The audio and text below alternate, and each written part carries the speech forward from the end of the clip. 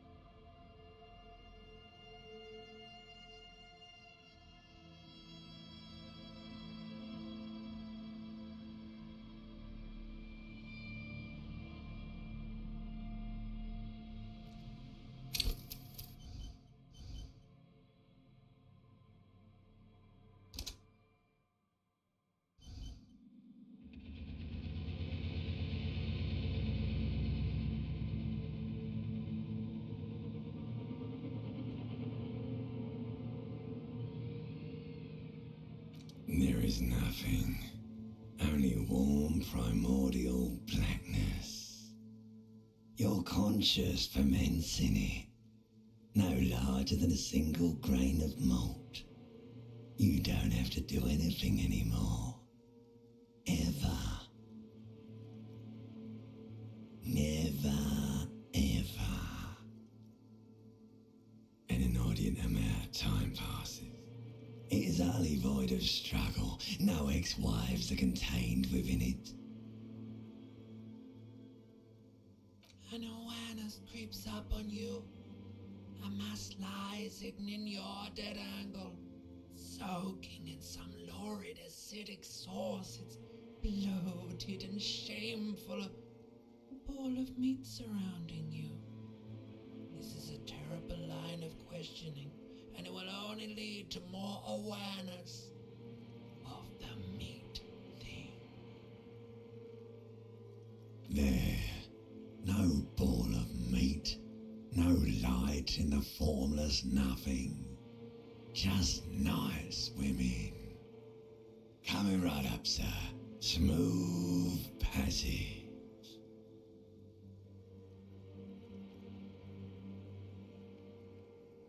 All right, nothing down to fuck all borough.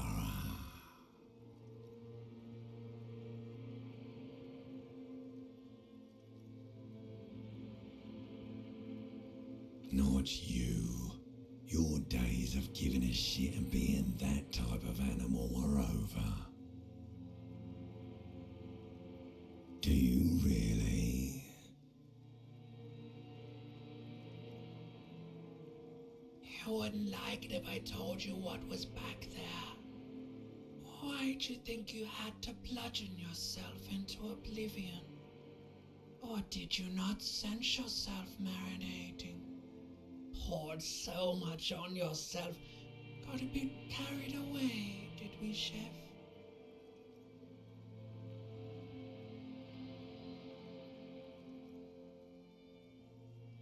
Somewhere in the sore, bloated man-meat around you, a sensation.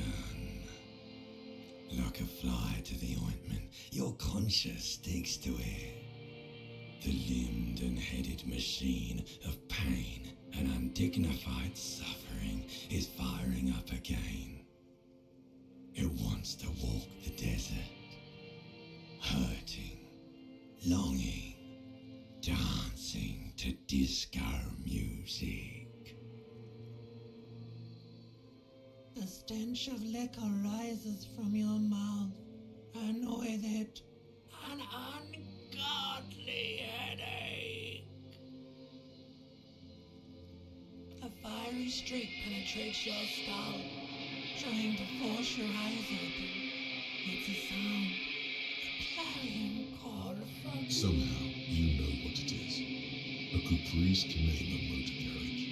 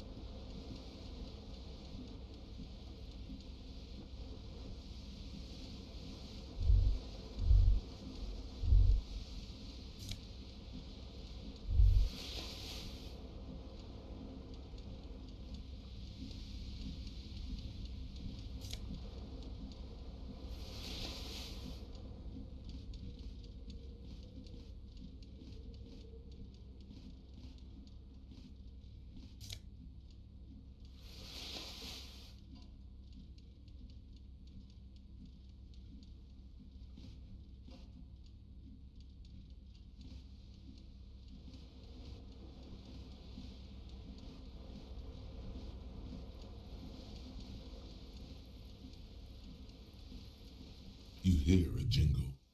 Keys are clinking in the pocket of your flare-cut pants. It says whirling in rags on the aluminium keyring. There is a single key on the ring. The number 1 is etched on it. The whirling in rags is a hostel cafeteria on the urban coast, frequented by dock workers.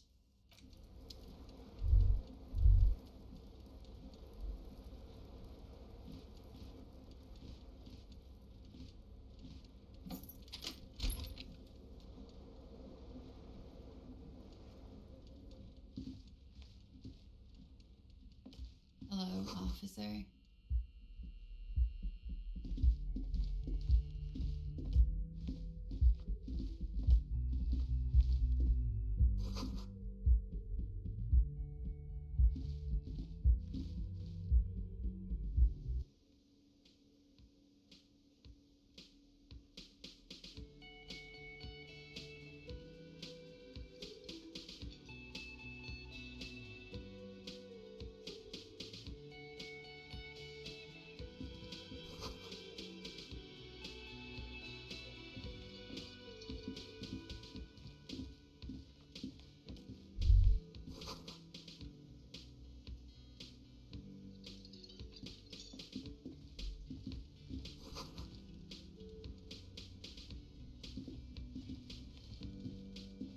A bespectacled man in an orange bomber jacket is tapping his foot on the floor.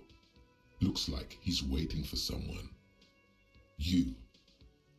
As you approach, he narrows his eyes and extends his hand in greeting. On the sleeve of his bomber jacket, as well as on its back, are the same enigmatic white rectangles as on your blazer. Hello, I'm Kim Kitsuragi, Lieutenant, Precinct 57. You must be from the 41st. You realize he's waiting for your name.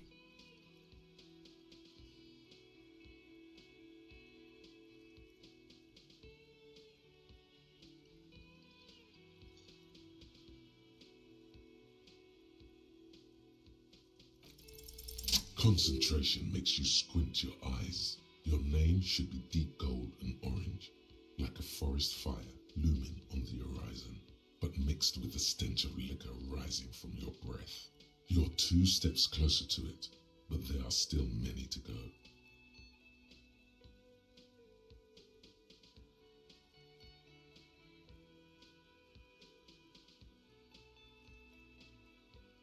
It looks like we had a little scheduling error on Sunday. Saturday too, actually. Have you had time to talk to the manager here? What he means is, he has been trying to meet up with you for 2 days, but you have been otherwise occupied.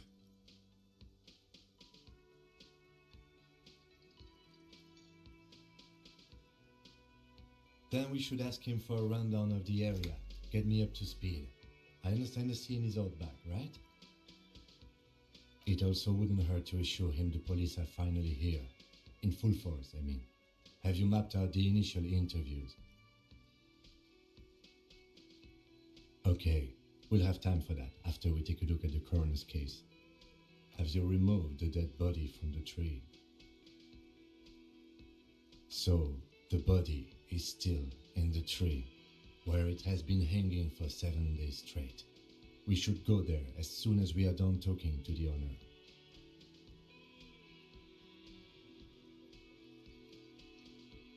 After you, officer.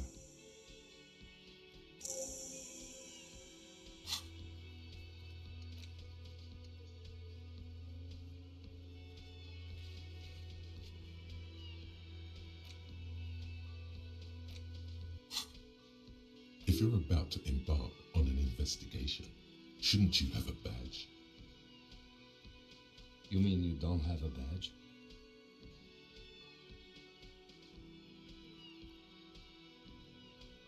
Losing your identification card is a serious matter. My vehicle has a shortwave. You can use it to report your badge missing. I advise you to try to locate it as quickly as possible, but getting the body down should still take precedence. Lieutenant Kitsuragi is now in your party. You can talk to him whenever by interacting with him.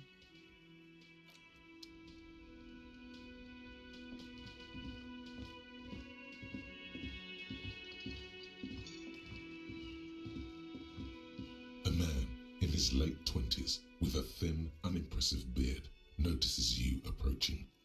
He drops the ledger he was holding and turns to the lieutenant. Mr. Gart, right? You run this place. Yes. I am Kim Kitsuragi from Precinct 57. This is an inter-district investigation, so joining me from Precinct 41.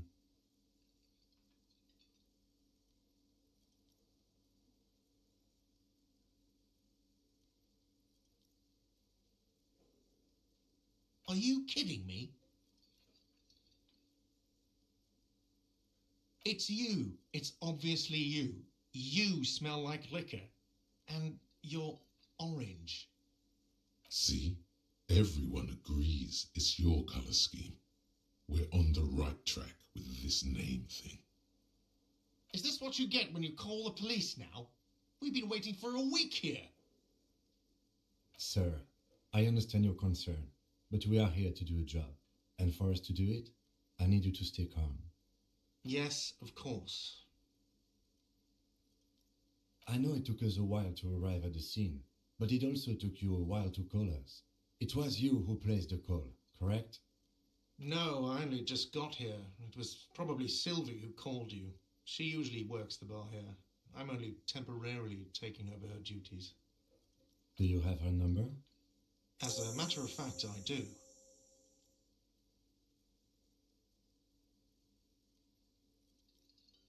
This sounds like something you can use to call this Sylvie later. You said you just got here. From where? Are you a local? What, of Martinez? No, I live in Jamrock. I only sometimes come here to keep an eye on the place. This is just one of the many, many cafeterias I manage. But you still know your way around, yes? In case we need directions. Yes, I know where some things are, but as I said, I don't live here. I just used to work here, and I'm not going to start working here again, if that's what you think. I didn't imply that. Detective. He probably means this is where you step in and ask your questions.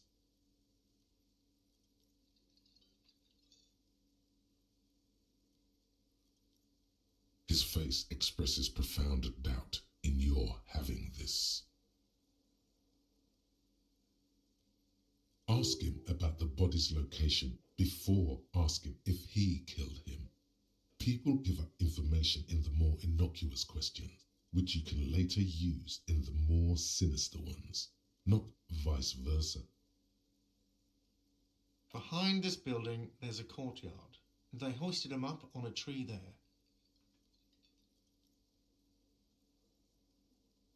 That's easy. See that door there? First you exit through that. Then to your right, you should see a big hole in the fence. A really big one. You can get to the courtyard through there. No need for the keys. The hole is big enough for the Franco-Nigerian cavalry to fit through. This man means the heavy cavalry of the innocents Franco-Negro, sweeping over the plains and nations of the enemies of mankind, 5th century style. Unified currency and the concept of cool came in their wake. They wore lamella and carried guns. But first and foremost, Franco-Nigerian heavy cavalry was really, really wide. That hole in the fence must be enormous. I don't know who killed him. I'm not the police. That's your job. This is it. He said they hoisted him up on a tree. Who is this they, if he doesn't know?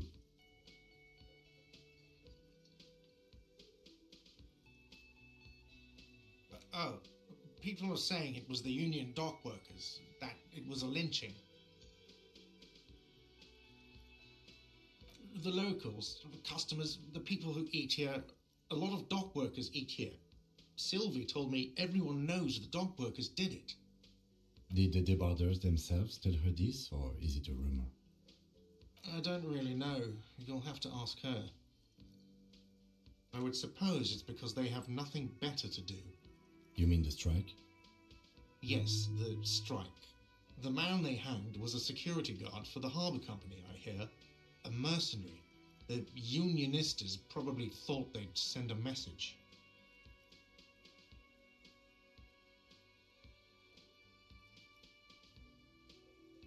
The lieutenant turns the page in the little notebook he's been scribbling in. She went away because none of your business. Have they not been telling you you're a cop?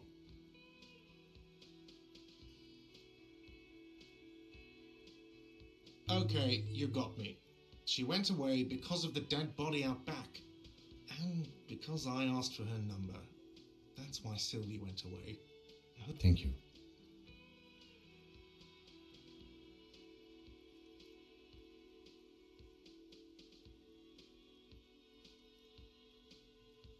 Is it? Because I thought you were supposed to be investigating the lynching, not my employer conduct.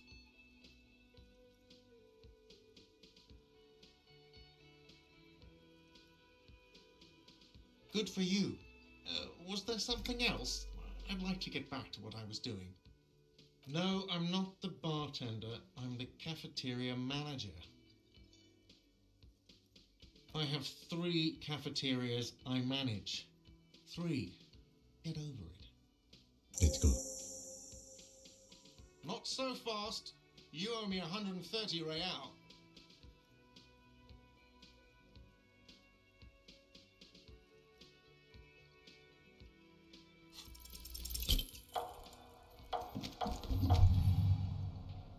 One moment you're running like the wind, then you've suddenly turned around and are giving him the finger, furiously, with both hands. Why?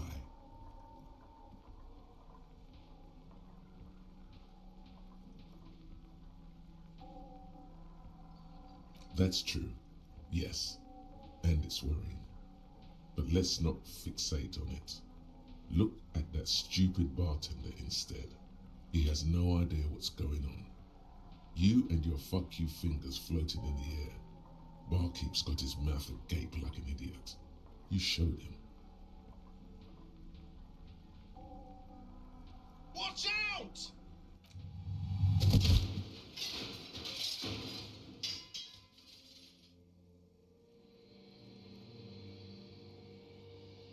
Everything goes dark. Back so soon.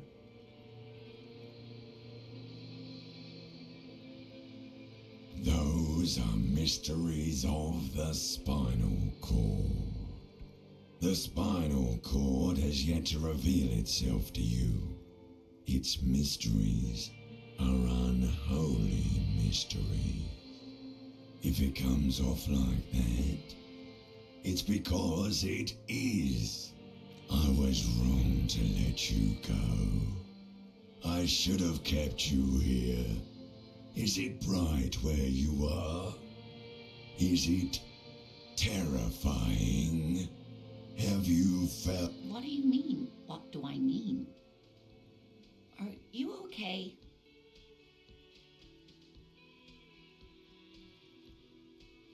No, you have sustained a trauma to your lower neck. In addition, you have strained your left trapezius muscle. Pain surges down your back when you move. Ma'am, are you all right? Oh, I'm fine. He just tripped over my chair. Check on him. Sir, I didn't mean for this to happen. I'm sorry. This has always been a cop-friendly place. The drinks are on the house, okay? There were a lot of drinks on the tab. I still have to charge you for 3 nights and the broken window, though. That's 100 square. He's shaken. Barter now and he'll cave in.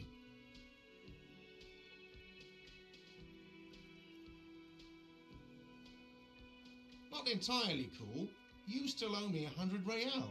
If you don't have it by tonight, I can't let you back up there. And for God's sake, watch out for yourself.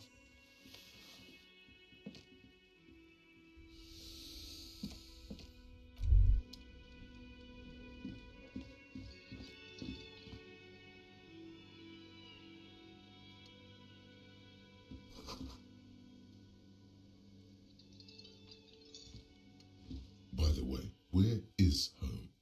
The address is coming up blank, and this place sure isn't it.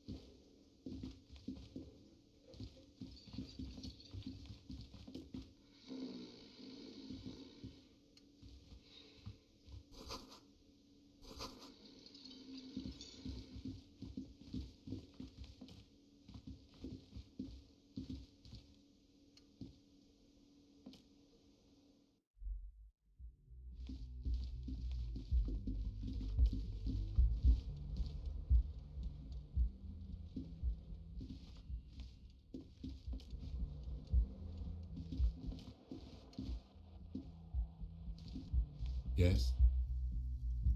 What do you want to know? Maybe you can tell me what you do know to help me narrow it down a bit. Then you are not that far behind, actually. Do you want me to brief you? 3 days ago, the RCM Emergencies Desk received a report about a security guard who was found hanged in Martinez. An anonymous caller said there was a dead body behind the Whirling in Rags hostel cafeteria. The cadaver had been there for 4 days. No one had come to investigate.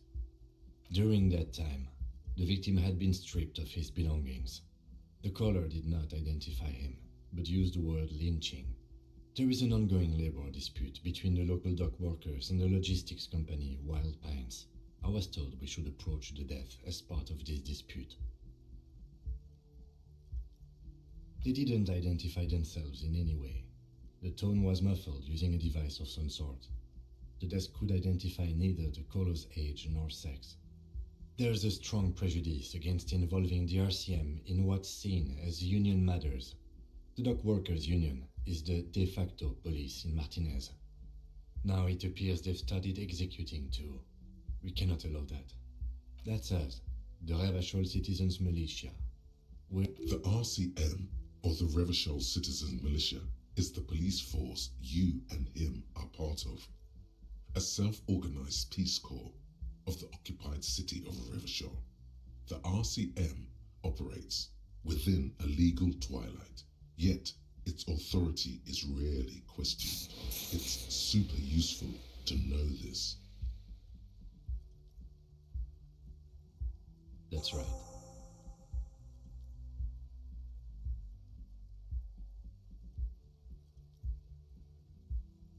I'm afraid you and I are pawns in a pissing competition. You don't know? I assumed you were in on it.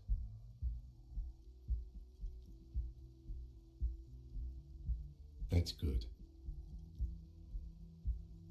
Better still than an imbecilic cop-off. It's just stupidity. We shouldn't waste any more time on it. If you want my take, ask me after we've inspected the victim. Later.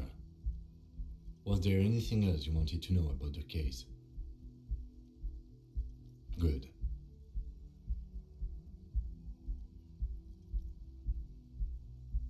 Excuse me?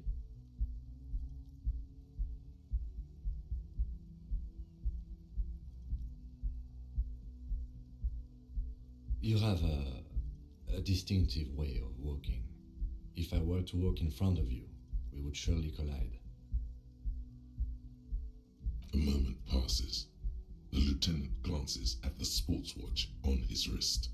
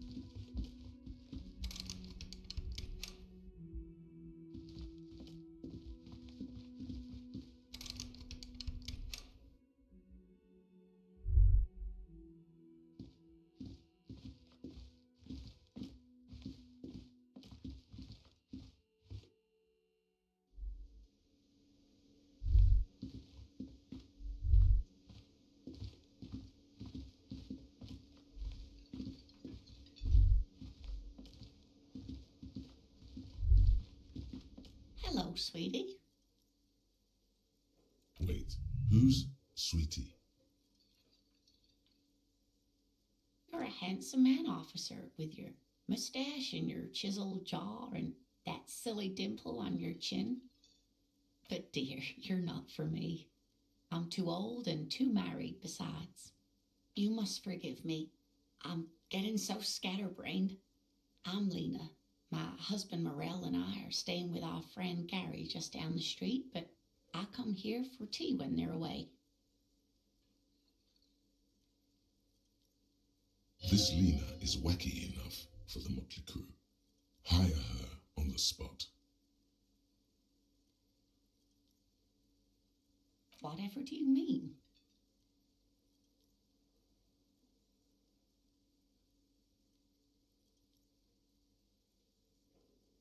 Sequence killers? Oh my. But I think you already have a partner, sweetie. A partner who needs you to help him get a corpse down from a tree.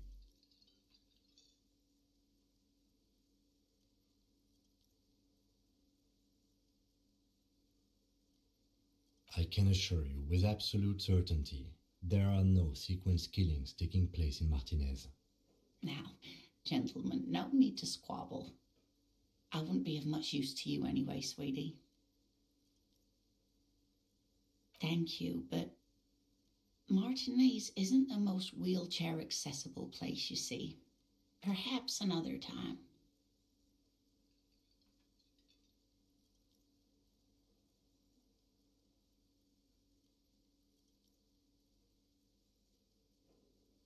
Oh, I'm perfectly all right. I'm more worried about you. What was that? From where I was standing, it looked like you were about to pull out two guns, but drew out two birdies instead. Well, I'm glad you weren't injured.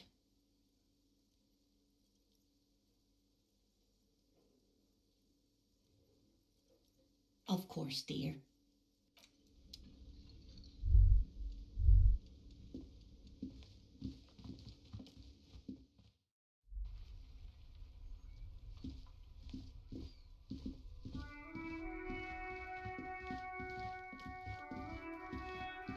You see a set of tire tracks in the brown slush that covers the plaza mosaic.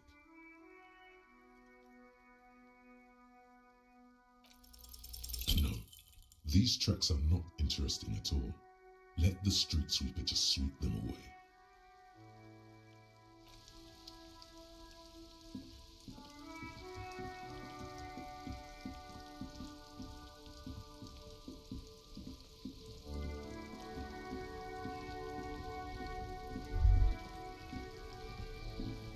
Kuno's got this. If there ever was such a thing as an ugly kid, then this is it. He's almost exquisite in his ugliness. Oh yeah, nappa goofy, Kuno!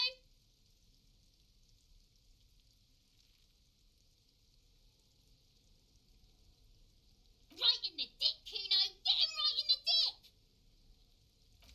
It's loving in the dick. The boy is sweating profusely. His eyes are like two black holes and his jaw is twitching as if trying to break free from the empire of his body.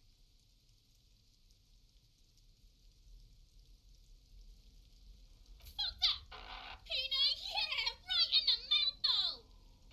Shit himself. The rake, Kuno!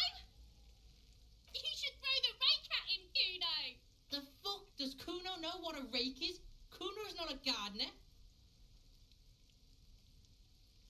Alright, entertain the Kuno. Show me what you got. What you got there? What you got, huh? The kid moves his hands like a basketball player dribbling fast. Irregular speech patterns, overconfidence. Could this kid be on drugs? This warrants further investigation into this Kuno. Kuno's Kuno, pig? It's always Kuno, never I. Clearly the kid's using the third-person perspective as a shield.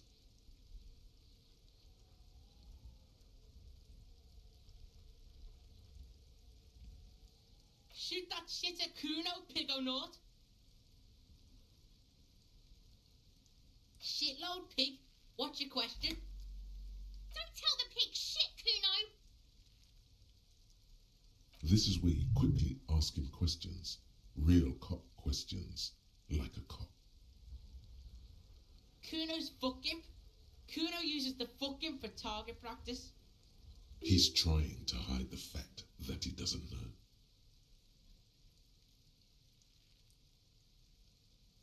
Kuno knows what you meant. Kuno's not a snitch, that's all. Trying to make Kuno sing into the popo phone.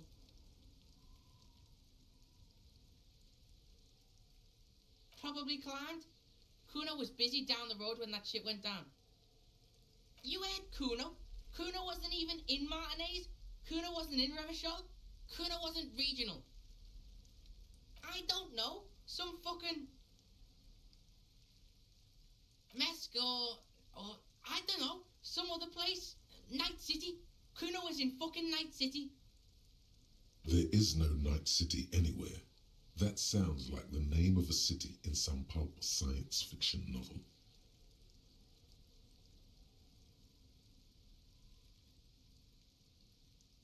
Yeah, Kuno didn't smoke him if that's what you mean.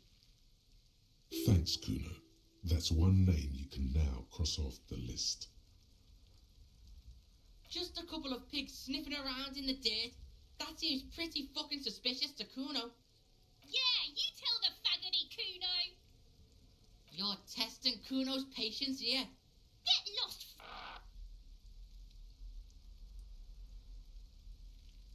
The fuck about it? You're testing Kuno. Get lost. Right, pig. This is where Kuno plays with his little wooden choo-choo. Fuck do you want with it? Yeah, whatever. Kuno doesn't give a shit. Kuno doesn't fucking care.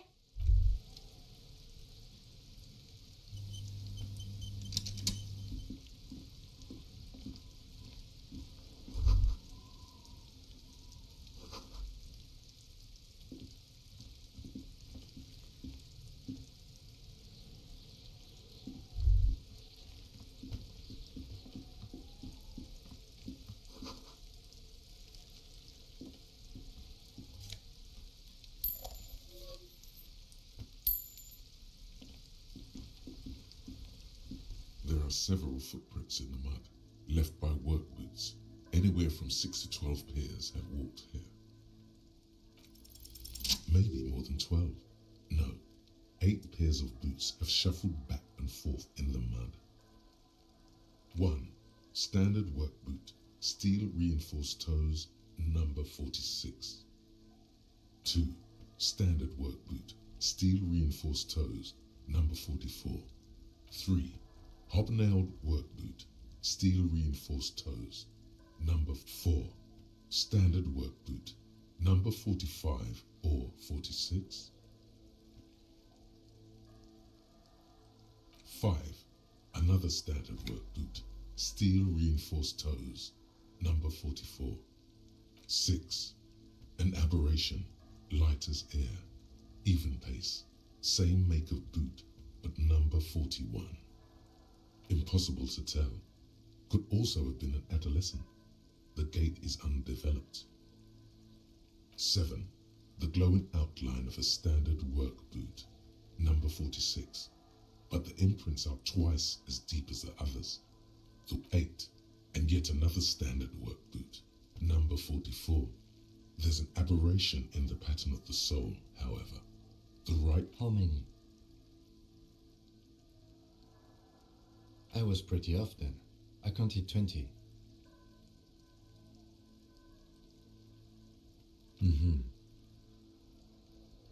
This man is not easily toyed with. I never got the hang of it. Hyperopia. Do you see anything out of the ordinary?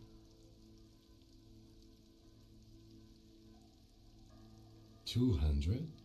Could it be the combined weight of 2 people, one carrying the other who's tied up? Let's say a heavily built worker carrying a similarly built, soon-to-be-dead man. He might be right. 200 kilograms of living weight is unlikely. Possibly, yes. But why?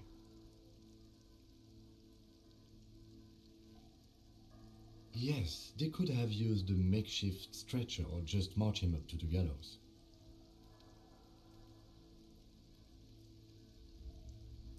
Even easier to carry on a stretcher or between 2 men. Anyway, it's for future consideration. What else can you see? A woman or a kid? Understood. Anything else? Interesting. Let's name it the old soul.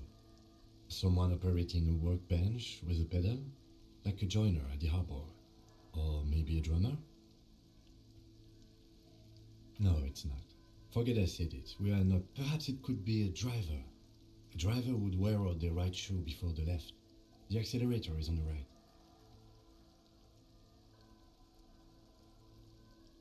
We should keep our eyes open around the traffic jam. See whether anyone strikes out as a potential suspect. Seems prudent, no? Mm-hmm.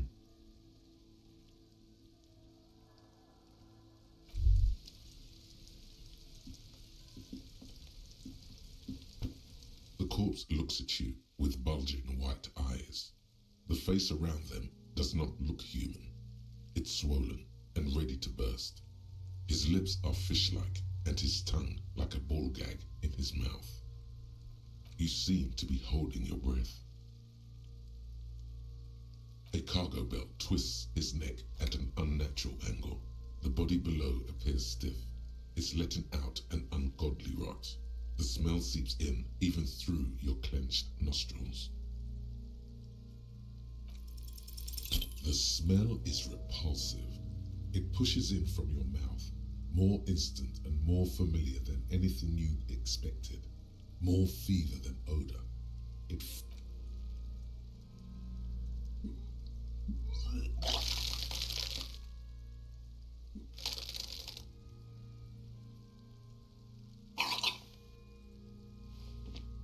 Too late. It's impossible to keep in. Your body curls until a pool of vomit lies under your feet, and your throat stings from the stomach acid. The smell of Commodore Red rises from the pool. Among it, distilled spirit and bits of shish kebab. It's okay. Happens to everyone. Keep it. The hangover is clearly making this worse for you. You could use some ammonia to clear your head.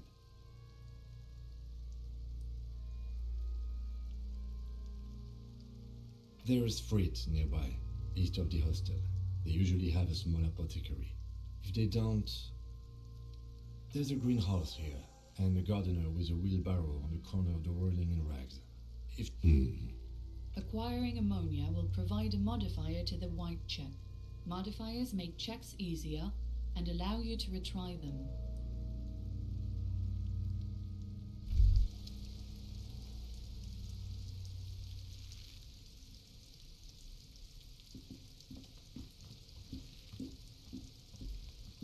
This trash container is locked. The body is downwind from here. Maybe we could try using a pry bar. There's one in my motor carriage, or we might want to ask for a key from the manager of the Whirling in Rags. He probably has one.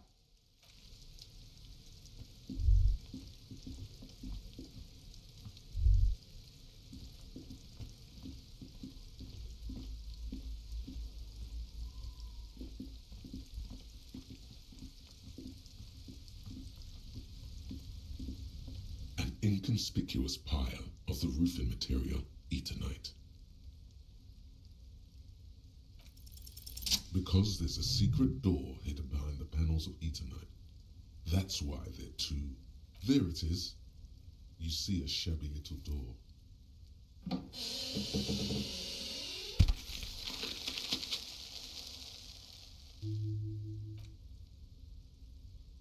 What is this then? A tool shed? Let's investigate.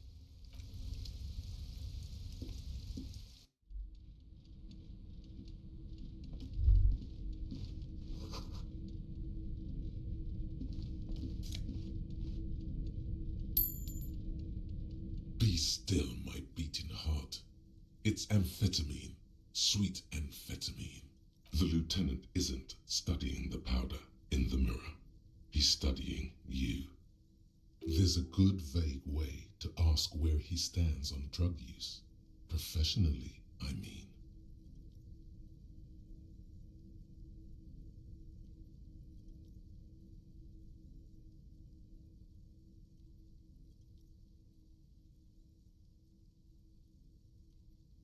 Perhaps not. This is below our pay grade, detective. However, see that ladder there? It's probably another way into the industrial harbor, no? A secret.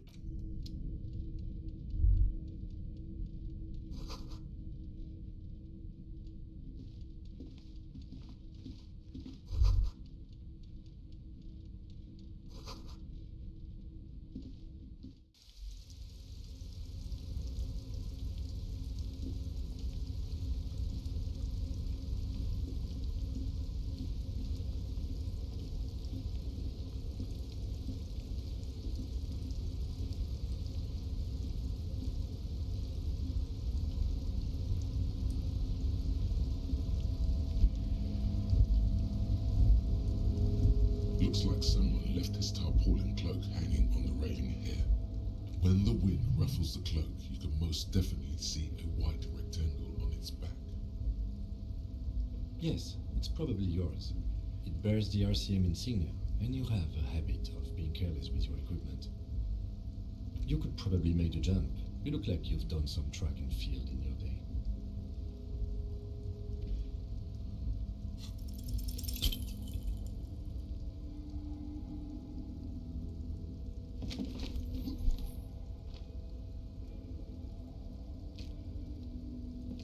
No, no, that's still too high.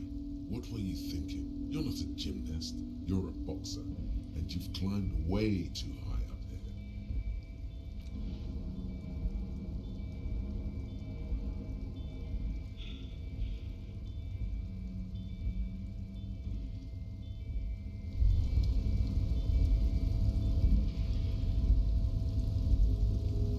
Despair creeps into you, getting fat on your weakness. Whatever noble intentions you once had as a police officer, you're still coming up with sentences. That's a step up from total annihilation, right?